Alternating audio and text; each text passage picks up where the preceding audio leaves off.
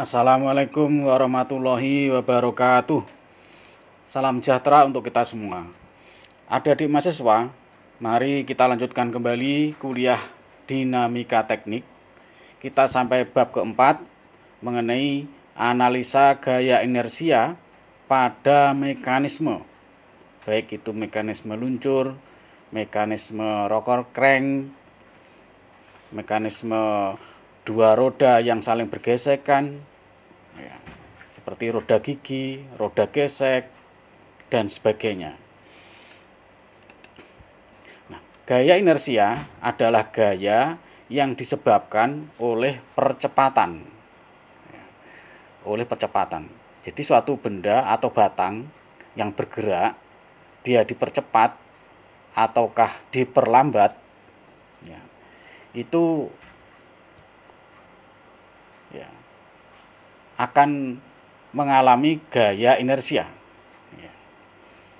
Jadi suatu benda yang bergerak dipercepat atau diperlambat, dia akan terjadi gaya inersia. Kemudian analisa percepatan telah menunjukkan bahwa dalam suatu mekanisme yang penghubung-penghubungnya bergerak, terdapat percepatan-percepatan tertentu yang dapat ditentukan. Jadi percepatannya itu bisa diukur.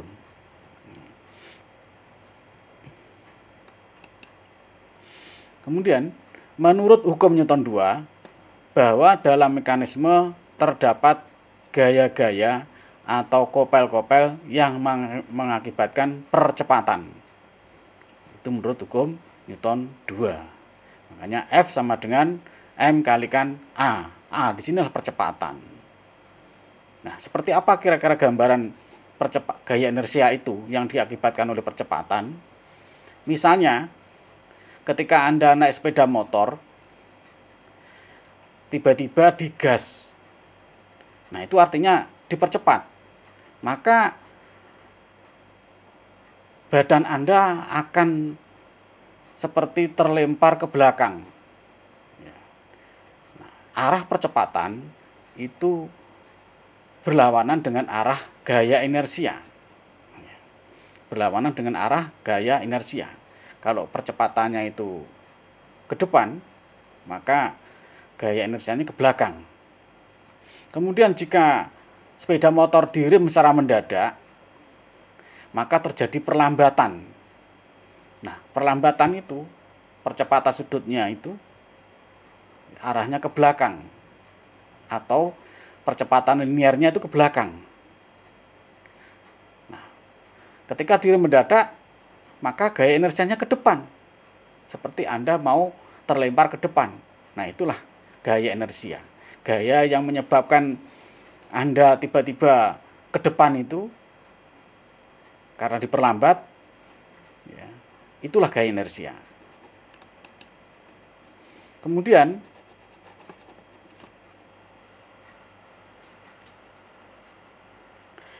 yang dibahas di sini adalah percepatan, ya, dari gerak bidang yang merupakan gabungan dari gerak translasi lurus, ya, dan rotasi. Ya. Konsep gaya-gaya inersia dikemukakan sesudah membahas masalah gaya resultan yang mengakibatkan gerakan.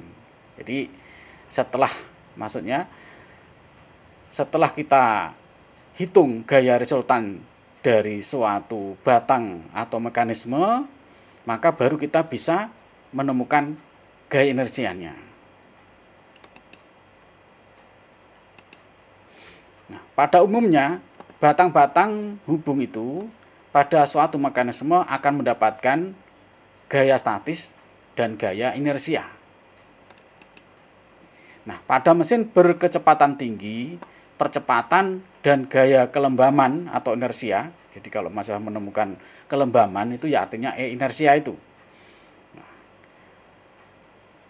gaya inersia yang dihasilkan dapat menjadi sangat besar dalam hubungannya dengan gaya statis yang menghasilkan kerja yang bermanfaat. Artinya gaya inersia itu bermanfaat sekali. Contohnya apa? Misalnya sebuah mobil pada kecepatan tinggi, gaya inersianya dapat menjadi lebih besar dibanding gaya yang dihasilkan pada torak akibat tekanan gas. Jadi gaya yang diberikan oleh gas hasil pembakaran pada engine itu akan menekan torak dan dilanjutkan ya, ke poros engkol atau crankshaft dan ke transmisi. Ya. Selanjutnya ya, ke melalui gardan atau melalui gear atau fan belt pada sepeda motor atau langsung ya, pada matic. Nah, menggerakkan roda sehingga berputar. Tekanan gas itu gaya statis.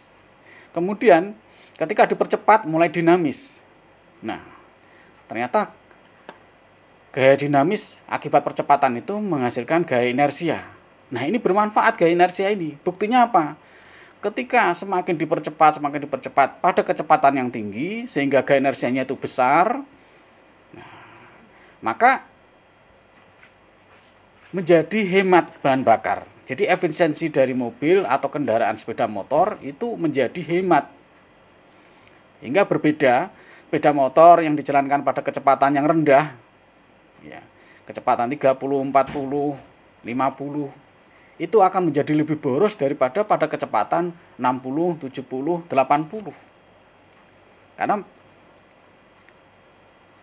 pada kecepatan yang lebih tinggi itu gaya inersianya lebih besar. Nah, itu bermanfaat itu. Buktinya apa? Menghemat. Kemudian gaya inersia batang. Gaya resultan pada suatu batang R, ya, gaya resultan itu R, seperti pada gambar berikut ini, merupakan jumlah vektor dari gaya-gaya F1 dan F2 yang dikenakan pada batang tersebut melalui sambungan pena-pena batang. Nah, sambungan pena batang ini pena ya. Misalkan ini batang, kemudian karena dia seragam, titik beratnya di tengah-tengahnya di sini titik G, itu titik beratnya. Kalau tidak seragam seperti pada crankshaft, maka titik beratnya berbeda, tidak di tengah-tengah. Kemudian pada pena batang yang sebelah kiri ini ada gaya F1 ya, yang arahnya seperti tampak pada layar. Kemudian ada gaya F2 diberikan pada pena dari batang ini, posisi sebelah kanan. Nah, maka gaya resultannya kita buat poligon gaya dengan skala perbandingan tertentu. 1 cm mewakili sekian kilonewton misalnya. Nah, kita gambar F1 ini yang arahnya sama, ya, F1. Di sini kita pindahkan di sini, kemudian F2-nya kita pindahkan sebelah kanan di sini, yang besar dan arahnya sama.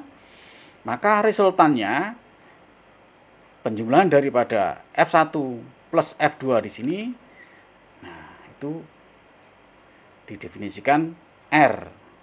Itu sama dengan F1 plus F2, yang mana R sendiri itu sama dengan M kalikan AG. M itu massa, AG di sini adalah percepatan dari titik berat G di sini. Bukan percepatan gravitasi, tapi AG di sini adalah percepatan titik berat. Nah, kemudian untuk menggambarkan posisi daripada R ini, maka kita perlu ya memperpanjang garis kerja F1 dan F2 di sini. Nah, garis kerja F1 di sini kita perpanjang terus ya, hingga bertemu satu titik dengan garis kerja daripada F2 di sini, ketemu titik di sini. Nah, maka posisi R di sini itu kita tarik garis ke batang di sini yang berpotongan pada satu titik di sini. Nah, di sini. Inilah posisi daripada R. Nah, kemudian percepatan di sini, percepatan titik berat G di sini itu arahnya sejajar dengan R. Kalau tidak sejajar, berarti tidak setimbang. Jadi harus sejajar. Kemudian Nah, di sini ada H, jarak ya. H di sini jarak tegak lurusnya antara garis percepatan AG di sini dengan garis gaya R. Kemudian momennya itu yang ya, R di sini kalikan dengan H. Kita gambar kembali. Selanjutnya F-nya di sini, F itu nilainya sama dengan R, tetapi arahnya berlawanan dengan R. Nilainya sama, arahnya berlawanan. Nah, kalau kita gambarkan di sini, ya, kita jelaskan dulu sebelum kita menggambar dan membandingkan antara R dengan F. R itu sama dengan massa dikalikan dengan percepatan titik berat yang dibalik arahnya didefinisikan sebagai gaya inersia.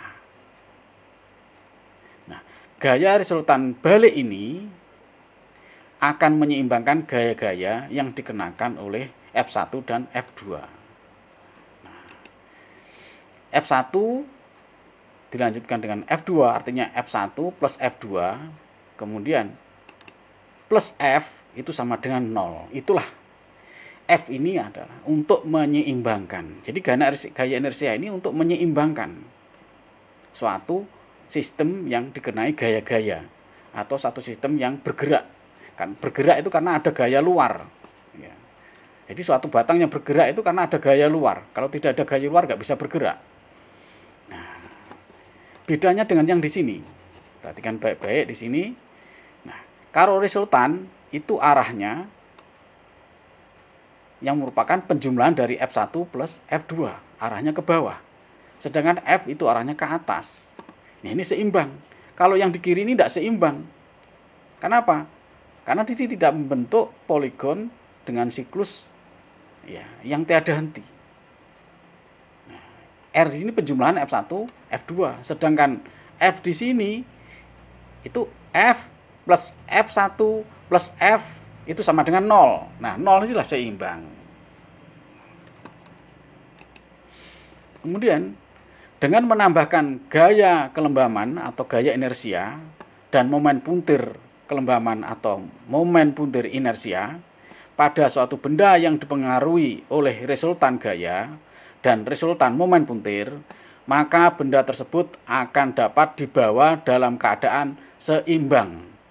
Inilah prinsip D'Alembert. Ya. Prinsip ini digunakan untuk membantu dalam pemecahan persoalan-persoalan dinamika. Momen puntirnya di sini ya, R dikalikan dengan H, jarak tegak lurus dari garis kerja titik berat garis percepatan ya.